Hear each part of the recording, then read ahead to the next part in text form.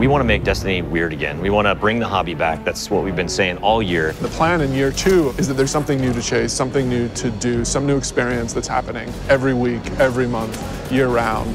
If we take everything we learned from Destiny 1, including the expansions like Taken King, take everything we learned from Destiny 2 on top of what we've learned from the fans and the players, put that all together in one package, we think that's what Forsaken's going to be, and we're super excited about it. Patch 2.0 is the release that comes out on 8/28. It's the big update, getting ready for the Forsaken expansion. Yeah, giving you a chance to see all the new changes and kind of where we're going with Forsaken. First thing you're going to see is the new director. It looks very different. There's a lot more announcements on the director screen itself, and the director layout will be updated. We've added a lot of ways to get power, a lot of ways to like track your milestones and track your quests, and they didn't fit in the milestone blade anymore, so we've taken a lot of that stuff out, and now a lot of them live as quests in the pursuit bucket. There's weapons changes that we're prepping. So we've increased vault space by 200 slots. Yeah. First thing you're going to want to do is dismantle everything that you don't even need. So you're gonna have a lot of room to work with, but random rolls is gonna be interesting because you're gonna want to keep a couple before you start to realize which one of those random rolls that you really want to keep. Forsaken is the beginning of the season of the Outlaw, which is season 4 of Destiny 2. Season 4 is going to have a lot of stuff to do. Yeah, it is a lot. Well, launch is going to start with the campaign and Gambit being the first front and center things that people are going to jump into. Second week, the raid. We're really focusing on systems that players can engage with besides just power. So we have lore that you can go find out in the world. There's items and bosses you can kill that will tell you a story that you can go read in the game. We have bounties that are like on all the vendors and that like tell a story and are part of that destination loop. Find your way to the Dreaming City, and then you can see that the Dreaming City evolves. There's going to be new triumphs to unlock. For me, the way that triumphs is going to change behavior is just in the chase for titles, for me. There's not very many of them. They're really hard to get. You have to do a lot of triumphs. But when you get to put that over your head and nobody else has it, it feels good to walk around the tower. Yeah. When I see one in the wild, I'm going to be like, that person is a god to me. Yeah.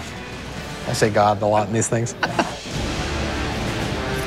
The start of each one of the seasons, and there'll be 4 of them a year, is where we're going to reset and refresh events and rituals and holidays that players are going to want to play in that will have rewards available to every player.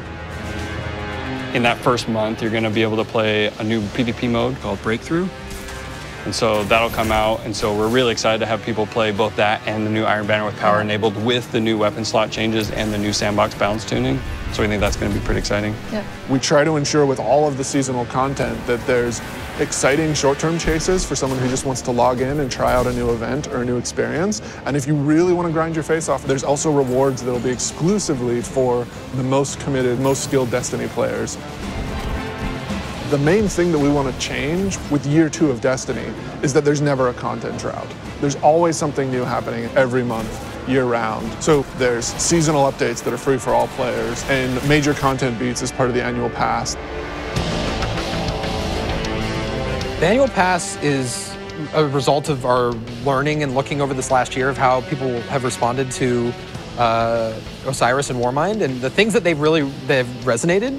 Escalation protocols and the hidden quests in Warmind and the Whisper quest and a lot of the things we're doing in Forsaken that we haven't even talked about, like those types of things are really exciting and we think are going to excite players more. So the 3 that are coming, Black Armory, Joker's Wild, and Penumbra. Yeah. What if there was this elite group of crafters who created some of the most notorious weapons in the Destiny universe, and you're going to get exclusive access to this vault that has the greatest weapons ever created in the Golden Age.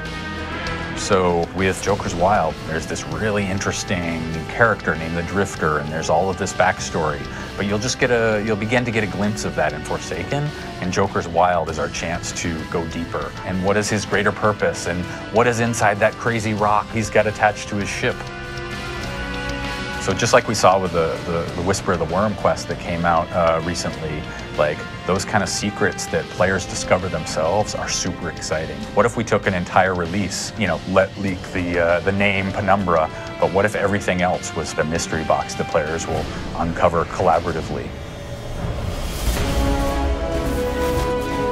It's not since Taken King that I feel like we took a game, we got a lot of things right, we got a bunch of things wrong, and this is our chance to go back and reset the ledger. I mean, there's so many different things that Destiny 2 did that set us up for this, and then Destiny 1 did a bunch of things that we'd walked away from at Destiny 2's launch that we're embracing again, and so Forsaken takes the best of those worlds and puts it into one package, and we do think it's the best version of Destiny. And then adds more. something Absolutely. new. I mean, yeah, honestly, it's what the game needs to be.